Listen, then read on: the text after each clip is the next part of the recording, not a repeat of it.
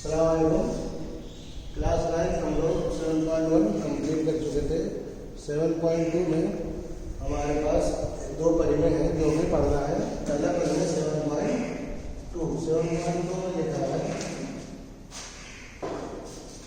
कि किसी भी समबाहु त्रिभुज के जो बराबर भुजाओं के जो सम्मुख कोण होते हैं वो क्या होते हैं, आपस में बराबर होते हैं।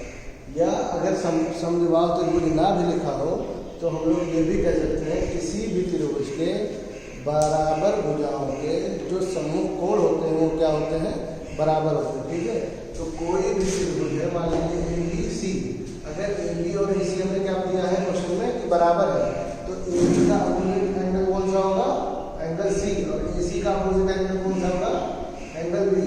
अपोजिट का मतलब सम्मुख भुजा कौन सी, सम्मुख कोण कौन सा होगा, सम्मुख ए सी का सम्मुख कोण कौन सा होगा, एंगल बी। ए बी का सम्मुख कोण कौन सा होगा, एंगल सी। तो एंगल बी और एंगल सी क्या हो जाएगा, बराबर। अगर हमें दिया है तो मैं 7.2 का मतलब होगा अगर हमें एबीसी त्रिभुज में ठीक है ए बी बराबर ए सी दिया है तो ए बी के सामने क्या है, एंगल सी, और ए सी के सामने एंगल बी, तो क्या हो जाएगा, एंगल बी बराबर एंगल सी के हो जाएगा। यही पर मैं क्या कह रहा है, 7.2 कह रहा है। और इसको चाहे तो कहो समद्विबाहु त्रिभुज या तो किसी भी त्रिभुज में अगर दो साइड बराबर है तो उसको समद्विबाहु त्रिभुज कहेंगे भी। ठीक है, मान लीजिए ए बी बराबर ए सी था तो ए बी के सामने ए सी आ गया, ए सी के सामने बी आ गया। अब हम मान लेते हैं कि ए सी और बी सी बराबर है, तब कौन दो कोण बराबर होंगे, हमें देखना पड़ेगा कि ए सी और क्या बराबर है, मान लीजिए कि बी सी और ए सी बराबर है, बी सी और ए सी।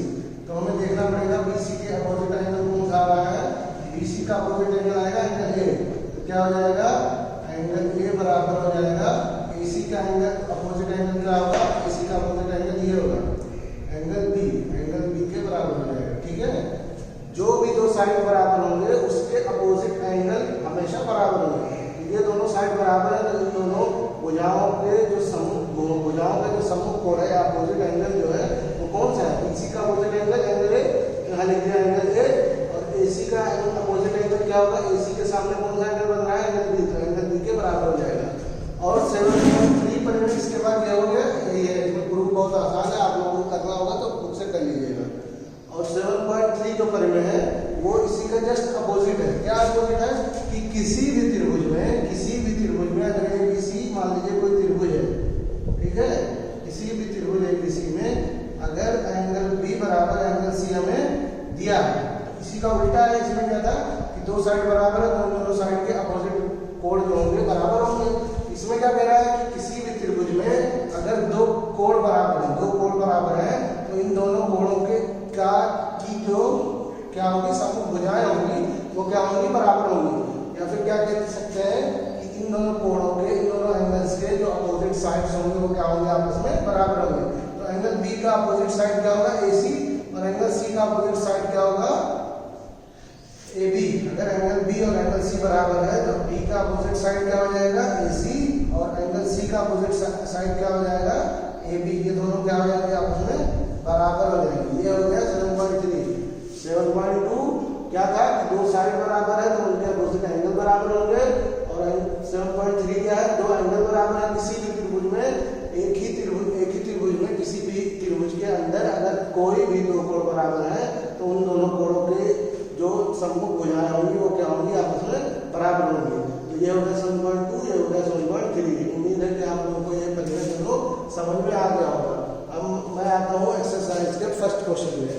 एक्सरसाइज का जो पहला क्वेश्चन है उसमें कह रहा है कोई त्रिभुज है ए बी सी, मैंने डायग्राम बनाया है, देख लीजिए। कोई भी त्रिभुज ए बी सी, कोई त्रिभुज है उसमें, और जो त्रिभुज दिया है एबीसी वो कैसा त्रिभुज है, समद्विबाहु त्रिभुज है। समद्विबाहु त्रिभुज है जिसमें कि ए बी बराबर क्या है, ए सी। तो हमें दिया है, अगर इसमें परिमेय लगा दें, ए मान लीजिए छोटा सा बना रहा हूँ, ए बी सी, हमें ए बी बराबर ए सी दिया है। अभी अंदर की बात ना करिए, सिर्फ बाहर की। ए बी बराबर ए सी दिया है तो ए सी के अपोजिट एंगल क्या होगा, बी, और ए बी के अपोजिट एंगल क्या होगा, एंगल सी। हमें ए बी और ए सी अगर बराबर दिया है तो हम लिख सकते हैं कि एंगल बी बराबर क्या होगा, एंगल सी के होगा। और ये कहाँ से आया, परिमेय 7.2 है। चाहे तो आप लोग अगर इसके सामने रीजन लिखना हो तो क्या लिखेंगे, क्योंकि हमें ए बी बराबर ए सी दिया है तो एंगल बी बराबर क्या होगा एंगल सी के, ठीक है। और इसका रीजन क्या होगा परिमेय, अगर परिमेय याद है आपको तो परिमेय 7.2 लिख देंगे। अगर परिमेय नहीं लिखना चाहते हैं तो हम डायरेक्ट यही लैंग्वेज में लिख देंगे कि बराबर, दोनों भुजाएं बराबर थी ना, तो बराबर भुजाओं के सम्मुख कोण बराबर होते हैं। परिमेय नहीं याद है कौन सा परिमेय है तो हम लोग ये लिख सकते हैं कि बराबर भुजाओं के सम्मुख कोण बराबर होते हैं। तो इसका हमें इस क्वेश्चन में क्या दिया था कि ए बी और ए सी बराबर है, सम्मुख भुजाएं क्या कहते हैं समविबाहु त्रिभुज दिया है बीसी। इसका मतलब ए बी और ए सी बराबर है। तो जब ए बी और ए सी बराबर है तो एंगल बी और एंगल सी हमारा बराबर होगा। अगर इतनी बात समझ में आ गई है तो हमारा पहला जो पार्ट है वो हो जाएगा कंप्लीट, ठीक है। अब क्वेश्चन में कह क्या रहा है, टोटल पूरा क्वेश्चन ये है कि एक त्रिभुज है समद्विबाहु त्रिभुज एबीसी, उसमें एंगल बी और एंगल सी का जो समद्विभाजक है, समद्विभाजक मतलब जो एंगल बी का समद्विभाजक है, कोण बी को जो समद्विभाजित करता है वो कौन है ओ बी, और जो सी को समद्विभाजित करता है वो क्या है ओ सी। तो दोनों ये जो ओ बी है और ओ सी है वो क्या करते हैं बी और सी को कोण को समद्विभाजित करते हैं। समद्विभाजित का मतलब ये जो डिवाइड कर रहा है कोण को, ये दोनों कोण क्या होंगे आपस में बराबर होंगे। तो इन दोनों कोणों को मैंने क्या मान लिया एंगल 1 और एंगल 2। ये तो क्वेश्चन में दिया है ना समद्विभाजक है, तो मैं डायरेक्ट लिख सकता हूँ एंगल 2 बराबर एंगल 1। कहाँ से, ये हमें दिया है, ठीक है ना। जब समद्विभाजक दिया है एंगल ओ बी दिया है बी का, कोण बी का समद्विभाजक, तो एंगल 1 और एंगल 2 क्या हो गया हमें पता चल गया कि बराबर है। इसी तरह हमें दिया है ओ सी एंगल सी का समद्विभाजक, तो वहां से हम लोग लिख सकते हैं डायरेक्ट एंगल 3 और एंगल 4 बराबर है, angle 3 is equal to angle 4 हम लोग लिख सकते हैं क्योंकि हमें क्वेश्चन में दिया है। तो अगर इतनी बात आप लोग निकाल लिए कि हमें क्वेश्चन में क्या क्या दिया है, तो उसके बाद हम लोग देखते हैं कि क्वेश्चन में हमें क्या प्रूफ करना है। प्रूफ हमें करना है पहला पार्ट ओ बी बराबर ओ सी, और दूसरा पार्ट क्या प्रूफ करना है कि ए ओ कोण ए को समद्विभाजित करता है। हम लोग सिद्ध करने में डायरेक्ट चाहे तो पहला पार्ट तो ये हो गया ओ बी बराबर ओ सी, इसमें दो पार्ट है। पहला पार्ट है हमें सिद्ध करना है ओ बी बराबर ओ सी, और दूसरा पार्ट है कि ए ओ कोण ए को समद्विभाजित करता है। ए ओ जो लाइन है, इस रेखा है, वो कोण ए को समद्विभाजित करता है। कोण ए कौन सा है, ये वाला, ये लाइन ए ओ जा रही है, तो इसका मतलब ये वाला कोण, ये जो रेड पेंसिल रेड मार्कर से लिखा था, ये दोनों कोण क्या हो आपस में बराबर हो, ये हमें सिद्ध करना है। तो मैंने इसको एंगल 5 ले लिया, इसको एंगल 6 ले लिया, इसको एंगल 5 ले लिया, इसको एंगल 6 ले लिया। यानी हम डायरेक्ट लिख सकते हैं कि सेकंड पार्ट में हमें प्रूफ करना है कि एंगल 6 और एंगल 5 क्या आपस में बराबर है। तो हमें सिद्ध करने में दो पार्ट सिद्ध करना है। पहला पार्ट ओ बी बराबर ओ सी, दूसरा पार्ट एंगल 5 और एंगल 6 बराबर है। तो हम लोग जब हल करेंगे तो सबसे पहला पार्ट हल करेंगे, सबसे पहले पहला पार्ट हल करेंगे। तो पहले पार्ट में जब हल करेंगे तो हमें क्योंकि पता है कि त्रिभुज ए बी सी क्या है समद्विबाहु त्रिभुज है, इसलिए हम लोग लिख सकते हैं कि बी एंगल बी और एंगल सी क्या होगा आपस में बराबर होगा। या डायरेक्ट हम लोग ऐसे लिख सकते हैं समद्विबाहु त्रिभुज, चलिए लिख सकते हैं। सबको पता है ना कि समद्विबाहु त्रिभुज में दोनों कोण बराबर होते हैं, चाहे ऐसे लिखें और चाहे यहाँ से उठा के लिख देंगे। हमें ए बी बराबर ए सी दिया है तो एंगल बी और एंगल सी क्या होगा बराबर होगा। क्यों बराबर होगा, बराबर भुजाओं के सम्मुख कोण बराबर होते हैं। और हमें अंडरस्टूड है कि समद्विबाहु त्रिभुज में दो कोण बराबर होते हैं, दोनों कोण, हम लोग एंगल बी और एंगल सी को बराबर लिख सकते हैं डायरेक्ट, ठीक है। क्योंकि हमने रीजन यहाँ ऊपर लिख दिया, अगर ये रीजन नहीं लिखना है तो हमें ये लिखना पड़ेगा ए बी बराबर ए सी दिया है तो बी और सी बराबर होगा। क्यों बराबर होगी, यहाँ रीजन लिखना है।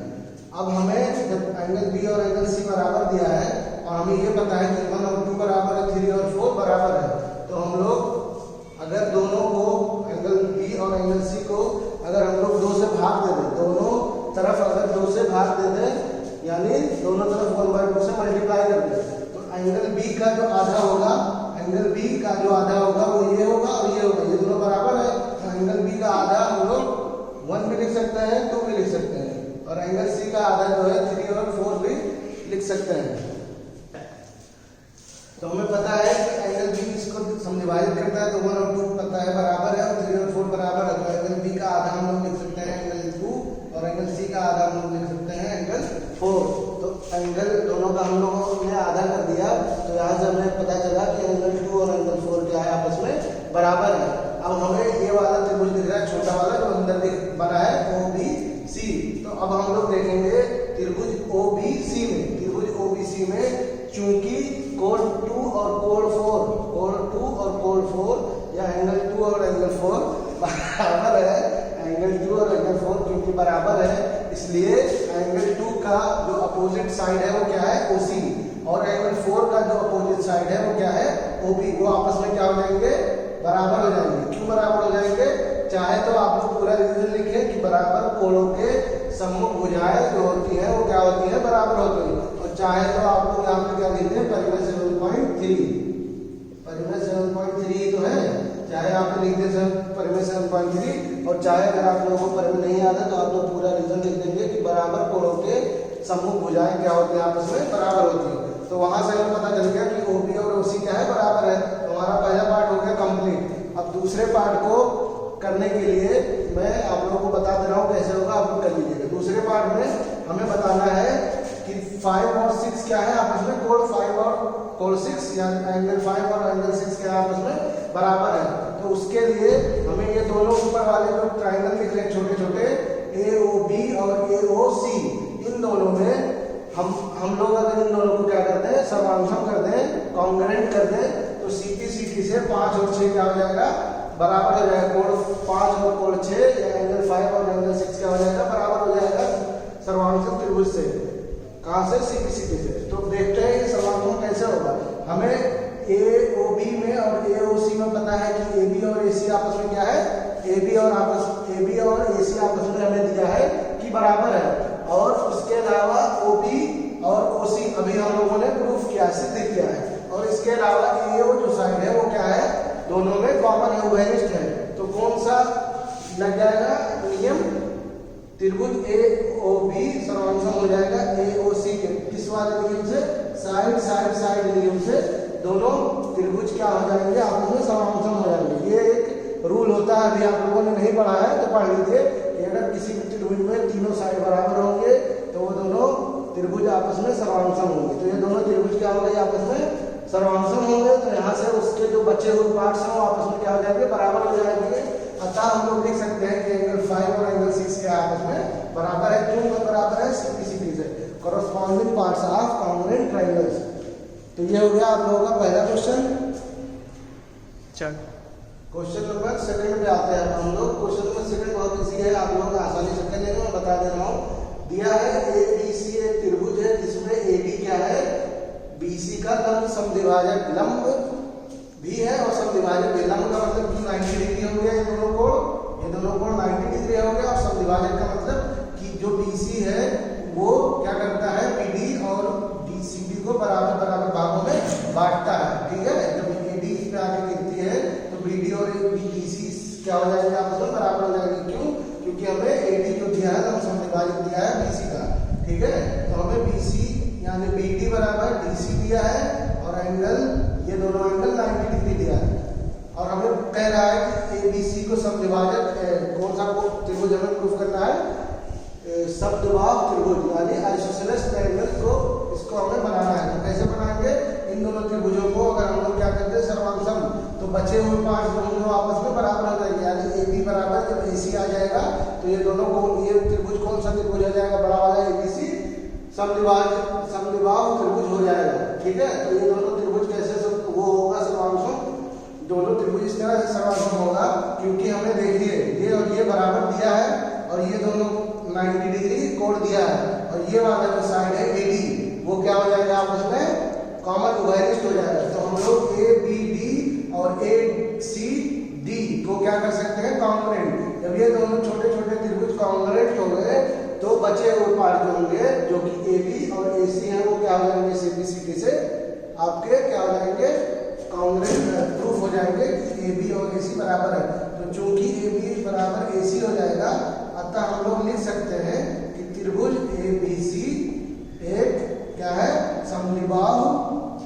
कुछ है।